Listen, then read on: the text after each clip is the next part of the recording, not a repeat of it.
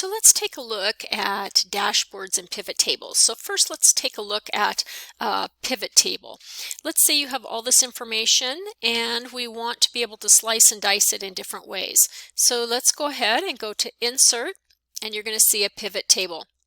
And so it says, what's our range? It's the table. Okay, this table. I could have clicked and dragged, or I could have created a table, and I'm going to say this table, and up pops this little thing and then all these fields that I can check. It's kind of like a slicer, and then I can move around on rows and columns the different things. So let's say I want state and gender, and want to take a look at that information by state, by gender.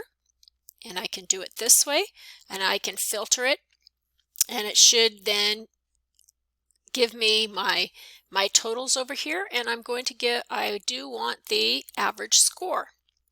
So now I've got it by male and female by average score, and it's on all states. But if I just wanted to see Argentina, for example, now it will pop up and show me Argentina. If I want China,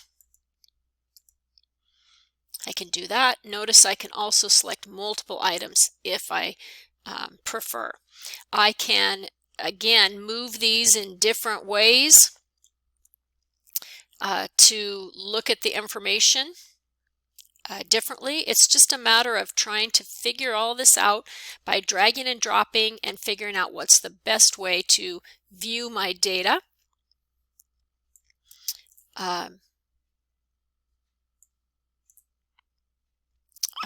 For me. So again, I can check and uncheck things as I go. It's a good way to display data for people if you're doing a presentation, and then just take a look at dragging and dropping these in different orders so that you can display the data the way that you prefer. So the next thing we're going to take a look at, which also has to do with displaying data, is a dashboard. Basically what a dashboard is your very first sheet will represent your data in different ways. So when someone opens this up, instead of having to take a look at all these different data sheets or looking at raw data, they get a graphical presentation of the information that you hope that they want to look at. So I'll show you two examples of dashboards. Here's a dashboard. When the person opens this up, they see, you know, the overall task status, what's complete, what's overdue, their budget items, all of this data, which is coming from the raw data on other sheets. Notice that you can also right-click on some of these sheets and hide them so they don't even see the raw data sheets. All they see is the project management dashboard. Here's another example of a dashboard.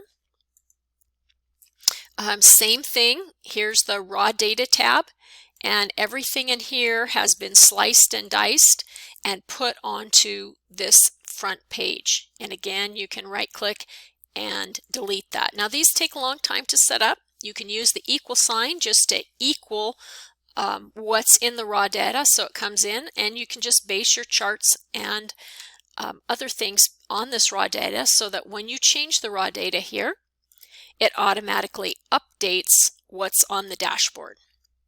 It's a great little way to graphically represent and pull data out that is important for whatever group of users you're sending this to.